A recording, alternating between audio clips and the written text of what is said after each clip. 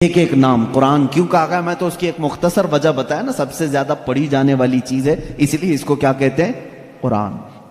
اسی طرح بیان، اللہ نے فرمایا ہر چیز کا اس میں بیان ہے، کچھ بھی نہیں چھوڑا گیا ہے، اس لیے اس کو بیان کہتے ہیں۔ تنزیل اس لیے کہ یہ اتارا گیا ہے، اس لیے اس کو تنزیل کہتے ہیں۔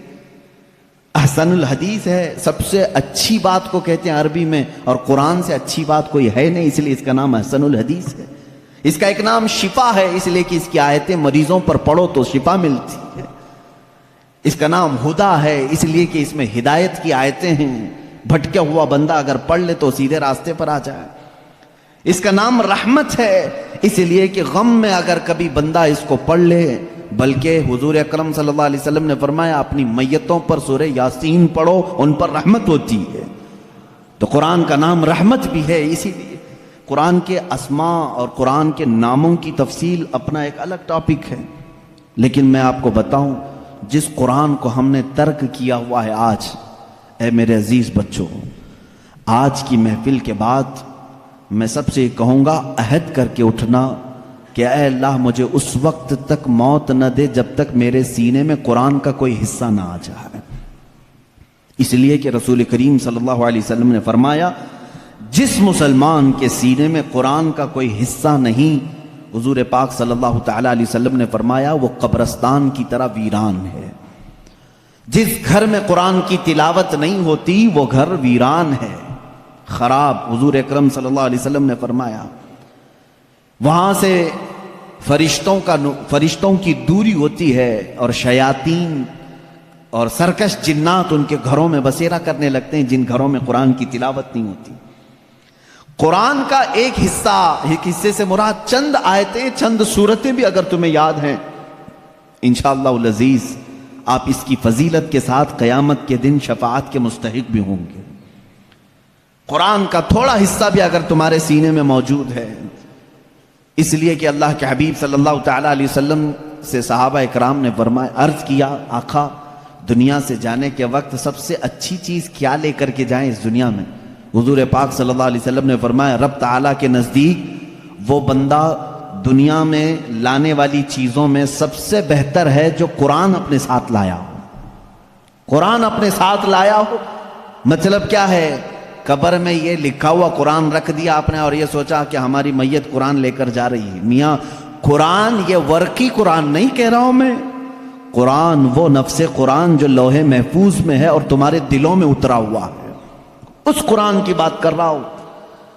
وہ قرآن جس نے بھی اپنے سینے میں رکھا اور اللہ کی بارگاہ میں گیا، اس کی سفارش قرآن کی مردود نہیں ہوتی۔